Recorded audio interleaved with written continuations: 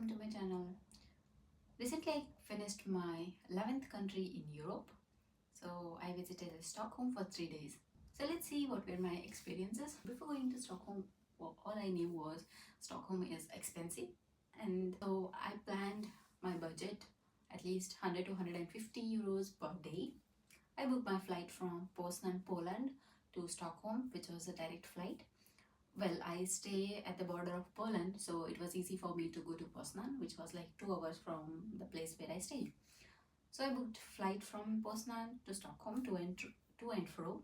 It was around 36 euros. That was inexpensive. And another thing that I heard on YouTube and also on with Google search, that there are a lot of tourist traps. So how I avoided them and how I had got lot of experiences and complete vibe of Stockholm, I will explain in this video. Start with, planning is very important. If you plan properly and go with your plan, definitely you can complete your trip on a budget. So the first thing that I considered was commute. Since I don't have a driving license in Europe, I couldn't go for a car. So what I did was to search about the commute in Stockholm. Sweden has different counties. So in that, Stockholm county has commute and it is well connected. I chose SL card as the commute option because that SL travel agency covers all the media of transport like train, bus, metro, and also ferries connecting to different islands in the Stockholm county. With one card, you can travel unlimited and it is not that expensive. For example, I booked a 72 hours SL card and it costed around 32 euros for 3 days. In this SL card, most of the public transport is covered. Per day commute expense was somewhere around 10 to 11 euros per day. To the benefits of having that card, well, you can explore different metro stations which are very beautiful in Stockholm. They have different themes. SL card you can buy online through an app. If you have that app, it is very easy to have it on your mobile phone, so you don't have to have the paper form. It's non-transferable and you have to rely on your phone. So make sure you have full charge on your phone all the time when you go out in Stockholm. Another important point is you can take different ferries in Stockholm with the same card. I hopped to different island with this one card and I got to see different island areas. So there are different lines in this ferry. So the one that I took was ferry line 80 and 89. So 2 days I traveled in ferry. So it was a nice experience. And also this SL app gives a navigation and it updates real-time changes. Second point, which is accommodation. I chose Airbnb because I cannot eat all 3 meals outside.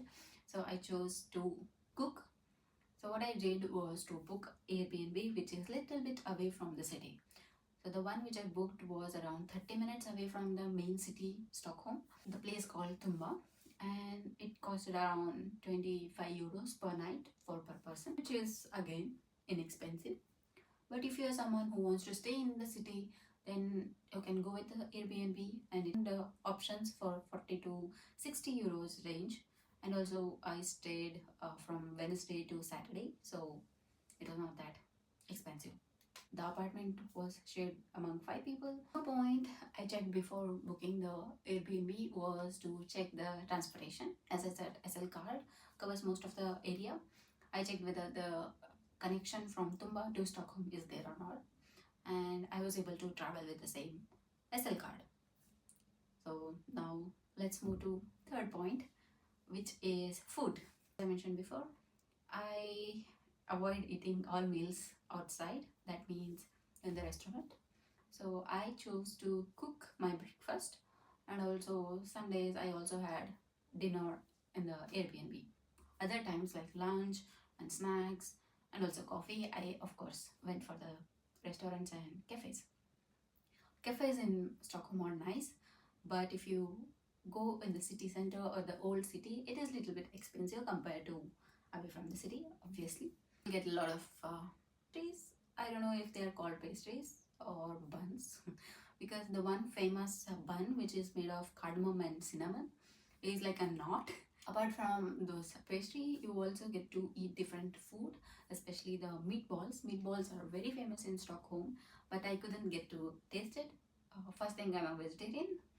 Second thing, I tried and checked different restaurant, but I didn't like anyone, so I couldn't go there. The second option I had for lunch was vegetarian restaurant. There aren't many vegetarian restaurants. You can go there.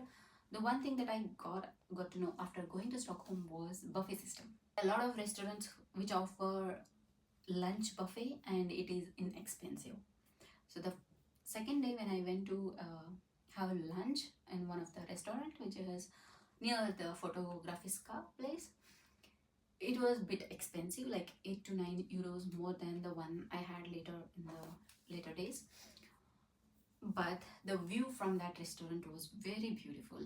I saw two different islands and also the different view from that restaurant. It was nice and it was vegetarian, and also there were options for vegan food. So most of the Stockholm restaurant offer buffet system, so you can eat your lunch stomach fully.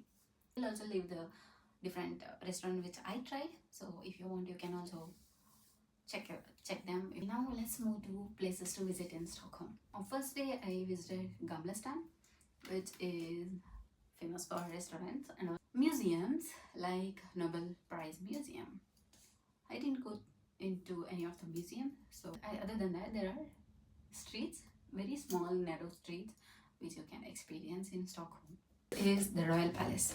You have to visit it because it gives that royal feel, and also you have to visit during mid of the day, like around 12 to 1 p.m. and you will see guards and you will get to see change of guards at the Royal Palace. It was very nice and different experience. Then coming to next place to visit. All islands in Stockholm are connected through ferry, and different ferry line goes to different island. So the ferry line which I took, that is number 80, went from Slussen in Stockholm till Ropsten in Stockholm. So it took around 40 to 45 minutes to cover all the island stations. So we can take that ferry with the SL card and you will get to see different island.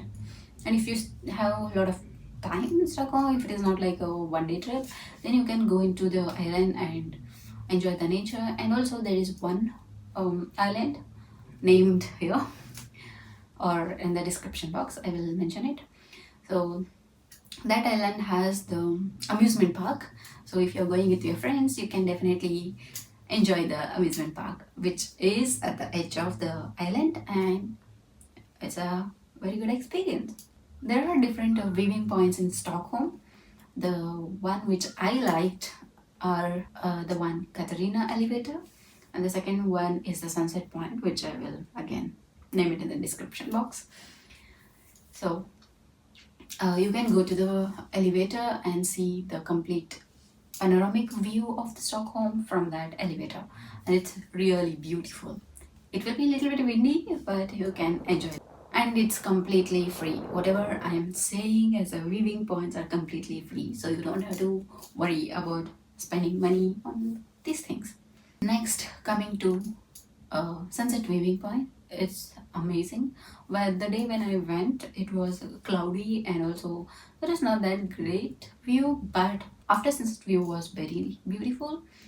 So the night view of the Stockholm you can see from these sunset points. I would like to give one more tip, so which is about trying pastry. I was very desperate to try pistachio croissant, but I couldn't get one because of the time. Cafe I would recommend is Pascal Kafebar. So you can go there and find different pastries and also croissant. So yeah, that was it for this video, and not to forget, the complete trip was well within 300 euros. So to be specific, it was around 250 to 270 euros per person for 3 days. So that's how I planned budget-friendly trip to Stockholm. If you are interested in more such content, comment below and subscribe to my channel if you want to see my other videos. Then I'll see you next time. Bye.